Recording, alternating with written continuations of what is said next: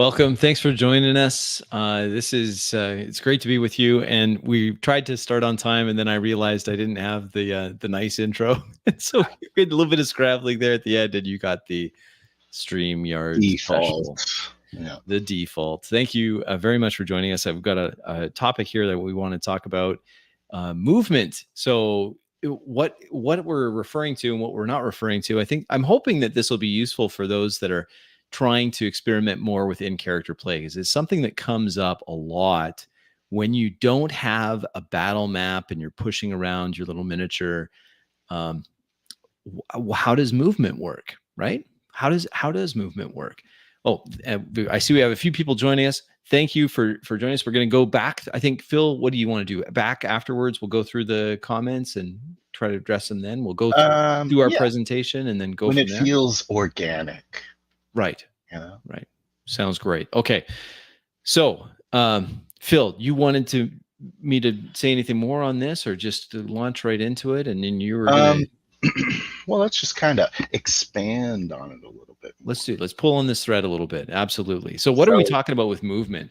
Yeah. Well, and why would it be useful? Why will it be useful? Well, in order to illustrate this, I think the best thing to do to start off, and we'll go into kind of what we're talking about in greater depth, but why not start with an example? So I've selected here a clip from our recent game. This is the game that, Phil, you ran on Monday for us. We've got Max, Eli, and myself as players. Phil's running the game. I've selected just a brief clip here. I'd like us to watch this. And while we're watching it, pay attention to the movement that's described. And that's really that's the crux of what we're going to be talking about tonight, is that movement thing. So here, it's not very long. I've sped it up just a very, very slightly. Is this so just that we an can elaborate setup to point me out picking my nose? Watch for it. We'll pause it just in the right moment. Here it is. Okay, so again, we're listening or listen. I invite you to listen for movement in this this brief scene. I mean, it's only temporary. I know we've been here for a while, but it's pretty bad back home. All right, let's get in. Let's see what the guy has to say. And I signed to Osman to go first. I opened the flap. This isn't what we're talking about tonight, but what Max did there is a very good table etiquette as a player. And what I mean by that is he cues, I've done my turn, here's your turn, without saying, okay, now it's your turn. He just cued it. Anyway, we're not talking about that tonight. We're talking about movement. Listen for the movement. Walk through. Hey, I'm back.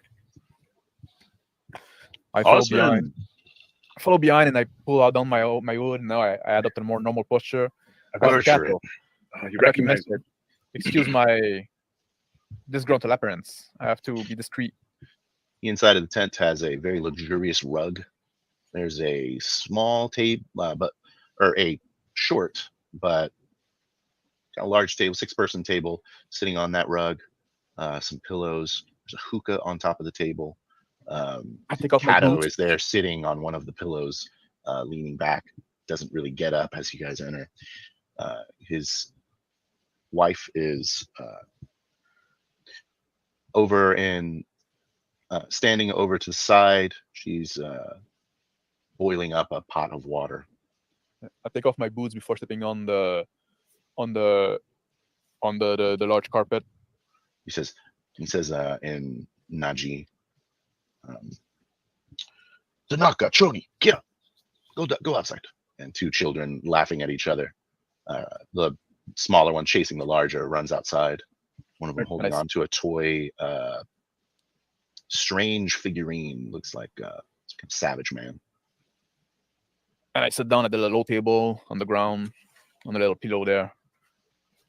I get up after removing my boots as well, and I walk over near Bertrand and get Cato and nod, find a place to sit down. He gestures towards the pillows with his hand silently and gestures towards the hookah as other hoses attached. Okay, that's long enough. Honestly, that scene is a great example of movement. At every part in that scene, the players are careful to describe where they are, like how they are moving in that scene, in that world, in the tent, which was, I thought you described very well. There's also this sense of there's movement that actually isn't kinetic.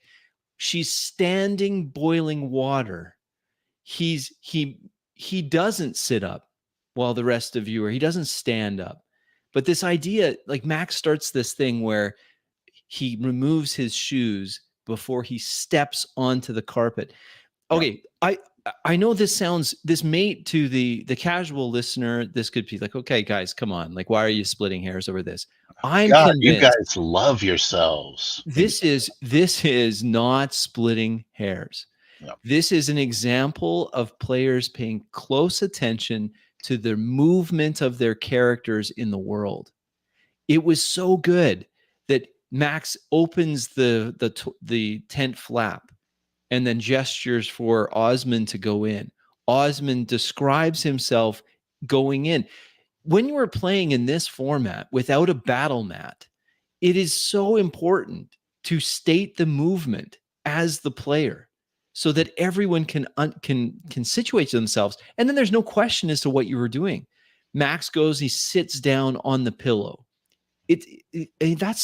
Don't neglect that, because if we spend a lot of time talking about it, and last week, to tie it into our discussion last week, Phil, we spend a lot of time talking about the importance of player independence. And that ties into this concept of agency, player character autonomy. Well, a key component of that, maybe an essential component of that, is the movement of that character in the world. We often will start games. I know I've said this. I've heard Rick say it too. During this game, we are going to try our best as the game master or whatever referee. I am not going to move you. We say that a lot, don't we? We're like, we're not going to move you. It's important that we don't move you. But if we're not going to move the players, then what has to happen? Well, by default, the players have to be moving themselves. How do you move yourself in a game that's just pure imagination? There's no mat. There's no, you're not using a digital map interface or anything like that. Well, you have to state it. And what's the alternative to that is the GM says, okay, you guys sit around the table. Yes. As soon as it's like, we're going, so they might say, okay, we go in the tent. It's like, okay, there's a big table right there. It's like, oh, okay, you guys sit around the table. So you sit around. That is so, who cares? And that falls into this moment versus what actually happened. It shows a reverence for the culture. It shows that there's a camaraderie between Max and the host. There's a wife there. I'm running kids out the tent. And that was great. Setting. So again, so movement is important for player and GM alike. The difference in where this falls apart sometimes is where we get into the habit of the character is not stating that they're moving, but it's assumed they're moving. Yeah. And so the game master, you're putting your game master in a spot where he may feel like he has to clarify your movement. And then you get into this second person trap where, okay, now you enter the tent, you sit down, because we've all done that. It's poor form. It's much better to actually be explicit about this when you're the player and when you're the game master. And those types of moments, kind of the whole one of the big reasons I got onto this the interest on how best practices to roleplay is because the GMs get in that rut where they're like, okay, my players are passive players. They're not going to say anything ever. Right. And then I am playing, I don't want to be a passive player. And then the GM does things for me. And I'm like, my player doesn't work the way you're describing. He's not just going to walk in and sit down. He might want to stand up and kind of show that he's boss or do what he wants. And so the idea of independence, it requires, and I think this is kind of what you're leaning into, it requires that you take responsibility for every single little thing that your character does. Yes. Not only that, put flavor on it. Yeah, exactly. I was describing this to my wife, the topic that we were going to talk about tonight. And she was like, so what are you going to talk about? And I was explaining to her, and I tried to give her an example. And here's an example. If you're playing your character has to go to the office. Mhm. Okay. You could just say, I go to the office. All right. But I think that there's missed opportunity there. It would be much better to say, I go downstairs, I walk downstairs, I put on my shoes, I grab the keys, I go in the garage, I get in. You don't have to be exhaustive in the detail, but don't take it for granted that everyone else at the table knows how you're getting somewhere. We can fall into this idea of being too lackadaisical when it comes to the movement through the world. And what that happens then, or what can happen if we're not careful, is that we become these talking heads, right, Phil? Like you're just a talking head that's then teleported over here because someone else moved there. You didn't say how you got there, but you're just suddenly there. You know what I mean? Like that's Yeah. that's what It takes away all the best. So many good parts of a movie are walking around. Yes. I hate to do the thing where you compare role-playing games to movies, but the infamous slow walk Yes. of Usual Suspects, I think is what it is. You did this in that scene. I won't go back to it, but you did this when Kato is puffing on the hookah. Yeah. And Max's character is saying, I'm sorry to, impose on your hospitality. And he has this moment where he just, it's described. And to me, I consider it's not just anchoring. There's a movement component to it. Mm-hmm. There's a kinetic component. The anchoring, perfected by Crispy here. That's my thing. I really am a big believer in anchoring, but I also think slow burn. Anchoring, the slow burn, the small details that are added in as a color. But the other thing is, I struggle with this sometimes with players as they're learning to be in character all the time. One of the typical things that comes up is they kind of look and wait for me to describe them moving. Right. And that's the crux of it. If we can get right down to it, if we boil away all the other stuff, we should not, as players, be expecting that the game master moves us along, and then still have the the audacity to claim that, well, a good game master would give me autonomy and agency. Exactly. Well, you have to take that initiative too. A good player will take the initiative, like you do so often. We've played a lot of different genres, a lot of different games, and a lot of different systems. The most memorable scenes are the scenes where players have taken full control of the movement of their characters, and they do something that's unexpected.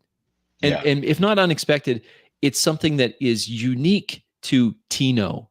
He moves through the scene in a certain way, as described by you. If I'm describing all player movement, guess what's going to happen? It's going to homogenize, and we don't want that. Yeah, I remember some really cool Tino movement moments for sure. The one that comes to mind is when they're in the cars. Yes. Yes. But I totally agree. I have a clip where it's kind of just me being garbage. Let's watch it. Let's do it. Okay. Look for movement. Here we go. This is the end of the game of the session. Same game. Yes. Same game. End of the game. You got to pull it up. Oh, I have to do it. I apologize. There we go. Okay. So they are at the bar. They're about to go upstairs. The bartender has come, or the waitress has come by, told them, okay, you're good. I think I've got it queued up to that. Here we go. All of us, right? All of us. I want to be there. Yeah, no, you can all come. But Theory. Massive. Don't speak until you're being spoken to. Okay, so right there, I'm describing how big Buckley is. Right. You guys are still having a conversation about what you're going to do. The plan. Yes. I don't care. You walk up. And keep your answer short. Do you hear what I said? Sorry? Did I miss it? Did you hear what I said? Speak Oh, until you you're walk being up. spoken to. You walk And up. keep your walked over. I He almost moved moved that. you. He moved us. And I realized instantly, I'm like, what the hell am I doing? Yeah, that's right. Because You you guys are like did. developing this cool plan. You're talking to my NPCs, like Well, coaching them a little bit. And I'm like, why am I moving them? This yeah, is like it's not the needed. good juice right now. It's This is so the tension tempting. juice. Yeah, it's so tempting. Here's something that we can do as players to help out in a situation like that. Yeah. It's entirely appropriate to plan. And some players, I know Max really likes, or he's played characters that really like to have a plan. I remember the first game ever I played with Max, he was playing a thief of some kind in a Castles and Crusades game. And his character liked the planning side of things. Yeah. What I'm going to suggest is take that zeal for planning, add movement to it. Mm-hmm. Even in, again, referencing other visual media, like if you were to reference a TV show or a movie, you'll have areas or times where there's dialogue, but there's still movement in the dialogue. There's still it's rare that they're just sitting there. There's one of the famous ones I'm thinking of right now is L from Death Note. Yes, he's like constantly planning, but he's always like eating. Yeah, it's kind of cool. It's like exactly. Let's hit a couple comments. Yeah, let's do that. Okay, so what's best practice? Is it to start with the most recent and work back, or is it to start back and work forward? Just only pick the ones for people we like. I like all these people. That's not helping. I like all of them. Any avoided comment is a slight. It probably could be, but you know what? I just want to let's just see. We're getting some props from Bacon for the game. Thank you, Bacon. Fun to watch. Max incredulous saying, "Really?" Of course, Max. Yep, that's an interesting fantasy noir. Yeah, kind of. Yes, I was at 1.25 times, and it's just so that we could fit within our allotted time. We were trying to target half an hour. Stating where your character is or what he does avoids the floating head syndrome. Exactly, Max. Yeah, exactly. Movement can solve this. It's also a gift to the person running the game, because if you're moving yourself, then they don't feel they have to move you at all. Mm-hmm. And like a whole second story going on. Yes. Yeah. Glad you could make it, see. Always good to see you. And I'm glad that you're talking about this too. I think that many of us that are focused on in-character play, this is something that comes up quite a bit. Well, how do you tell where you are and what you're moving to? It's really important. Every stream is better with Bacon. Yes. That's a very big challenge when jumping from 2D to 3D, 4D. Players got all Pavloved, like Pavlov's dog, I assume, into awaiting teleportation. It is very satisfying to be in full control of your character, though. I'm finding this very thing in my in-person game. We're struggling with that, with breaking the habit of just waiting for a cool description from the guy running the game. We're trying to get away from that idea even of I'm running the game. I'm not running the game. I'm not this ThriLing table is a lot about what not to do. Yes. And that's fine. That is kind of at the heart, that issue is at the heart of almost everything. Yes. It's like players don't think that they're in a role-playing game, almost like it's really strange. Yeah. And what I'm saying for anyone who's watching this on the replay, it at first it takes a bit of a risk to say this, because it seems almost like there's a bit of reluctance to take the as a player. Sometimes there's a reluctance to say, well, if I move myself a certain way, I could be putting myself in harm's way. Or later on, there was a comment here by someone that says here it is. A GM wants the players to move, but the player struggles imagining what's in the scene so they can interact with it. In other words, maybe I can't move. What if I say something that breaks the rules of the game? Mm-hmm. And I can acknowledge that can be a concern. They've probably been admonished a lot. Yeah, and that, Or yeah, they they could have probably been have been. punished for ever daring to leave the road. Well, back to this, the Pavlovian explanation of what's happening here. We have to be careful when we're running games to not stray into this. It's a bad habit that we're each of us is trying to shake, the habit of, well, I'll just move you around, it's easier, right? But it's I think you lose so much.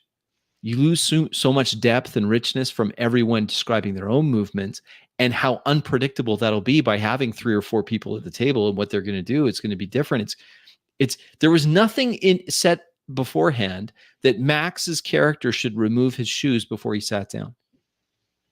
That was just something that he did. It made the scene more believable to me, because we were mixing mixing things. It was a Japanese Persian type aesthetic.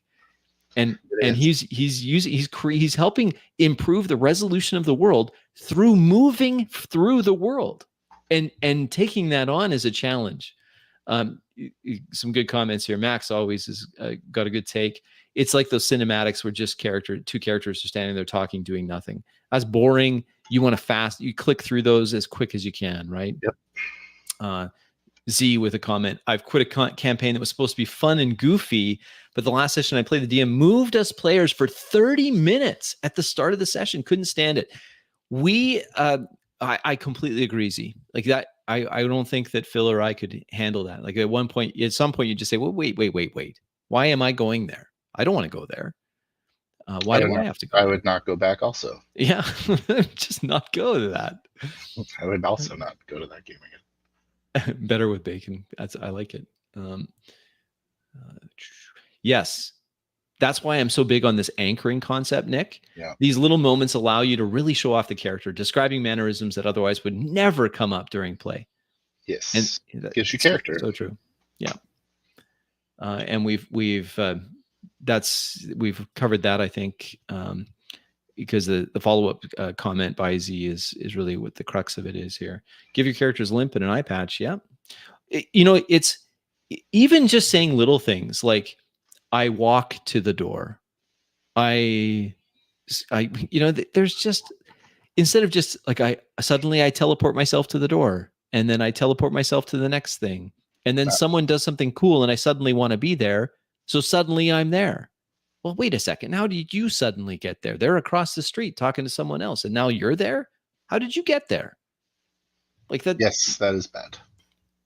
So we're not quite caught up, but some other comments on this, Phil, from you on this idea of you're building on the player independence that we discussed. So and movement. How you move, you shouldn't be looking to the GM, for permission for anything. Right.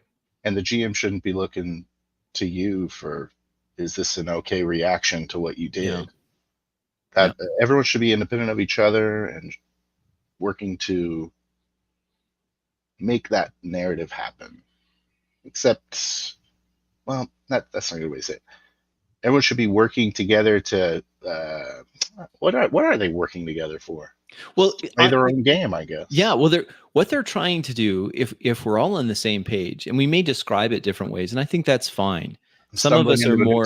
Sorry. Yeah. No. But what I was going to say is, what I'm hoping that we're all doing is we're all trying to role play these characters such that for that brief moment of time, maybe an hour or two, whatever it is, they become real to us. The fictional world becomes real. It's a real imaginary thing. It's a bit of an oxymoron there.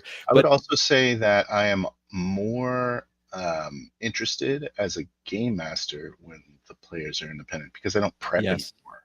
Yes. So yes, the game master's not a director of the action. You're not there standing with the whatever that thing is they use in Hollywood with the cut. You're not doing that. You're not doing that. You do that. I shouldn't say that. You started off like we started off. You describe where you are, where everyone is at the starting point, and then as soon as you finish that, everyone has their autonomy, they move through the world as we create the world together, seeing through the eyes of these characters and trying to role play as that character throughout. This is very much, it's a hill I'm going to die on.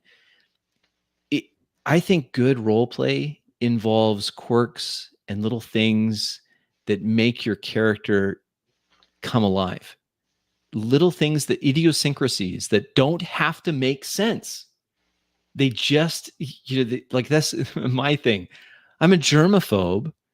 I'm petting a filthy pigeon. Okay? Yeah.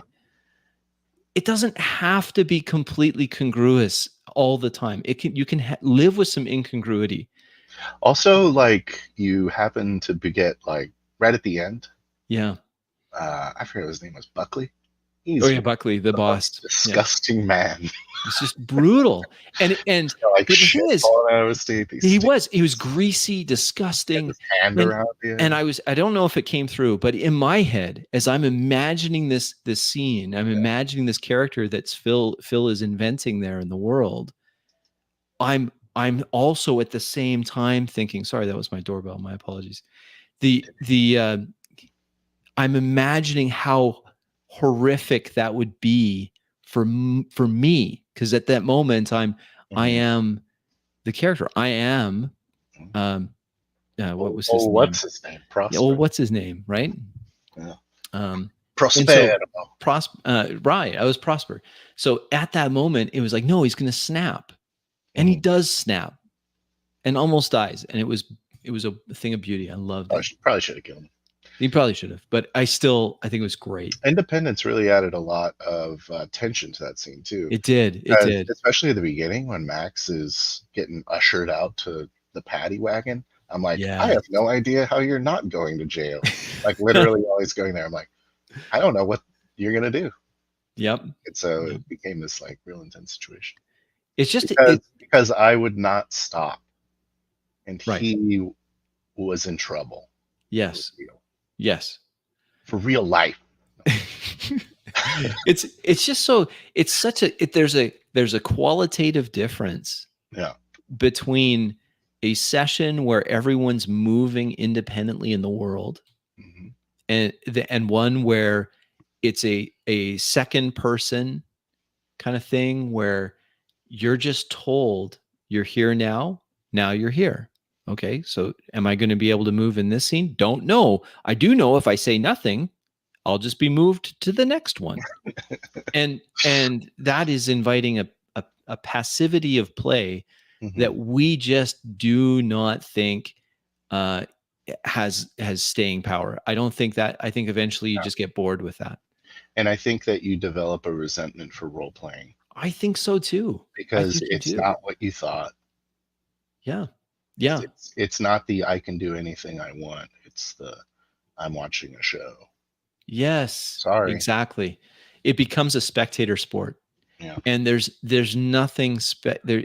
Yes, there's elements of spectating, because I have to be paying close attention to what the other characters are doing, what the other players are having their characters do, so that I can interact with them in ways that are believable.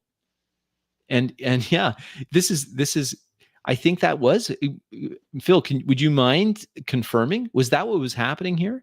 I was playing a bit of a germaphobe, didn't like human contact, and that made Buckley more gross and visceral. And if I'm being 100% honest, it was a coincidence. It's a coincidence. That's cool too. But if I was that badass, that's a really good example of the middle ground between independence and narrative. Yes. That I think is good to strive for in those, like, when you can find symbolism and a match of theme. I think those are good exceptions as a game master or rabble rouser. As a rabble rouser. Yeah. I've been launching a new game, and we should wrap up, but I've been launched a new game, and it's an older game. I was reading kind of the advice for the game master, and it was antithetical to what I want as a role player and as someone who's trying to encourage people to role play. Be in character. I'm encouraging in character. And so much of the advice in this this book was out of character, and it just was it's hard. Your games will be better if you can remember to move your own self. It will be so much better. Just start small, be someone do it. in a world. Be someone in the world. People in a world, move. Move around. And if you're a GM, the world is going to react. Yes, exactly. You're helping based your on what game your master. players want. Some people are worried, I think, sometimes that they're stepping on people's toes. You're not stepping on people's toes by describing your character stepping. It's good for them to be moving. It provides more dynamic things happening in the world. It's more believable that the world becomes more believable, I mean, as the inhabitants of the world move as they would if it was a real place. And that's up to you. It's up to me as players. Game master, make sure your NPCs move. Describe them moving. Don't take it for granted that everyone just knows they just moved there. It may have just happened in your head. You're gonna have to say that out loud, and your games will be better. Start with some chin rubbing. Start with some chin. Stare at someone over the hookah pipe. Sit at the pillow at the low table, and enter the tent. Like, walk into the tent. Do those things. Don't take it for granted, and certainly don't put that on your game master to be the one that does all that. That is your responsibility as an independent actor in that world, an independent character. Anyway, that was the topic. I hope that's useful to someone out there. I think certainly useful for me. I always reminding myself, how am I going to get there? Am I walking, driving, flying, falling, running, sprinting? What is it? Put that language back in to your role play, and your role play will be way more thrilling. Yeah. Thanks for tuning in. Thank you very much, everyone that watched this live. Thanks for our fellow role players that were in the comments, and for all those that catch us on the replay. Thanks for watching. We will see you on the next one, and stay tuned. I'm sure we'll have more content on the way. Any closing thoughts, Phil? No, but God bless, and I hope you all have a thrilling table this week. Absolutely. God bless. Thanks for tuning in.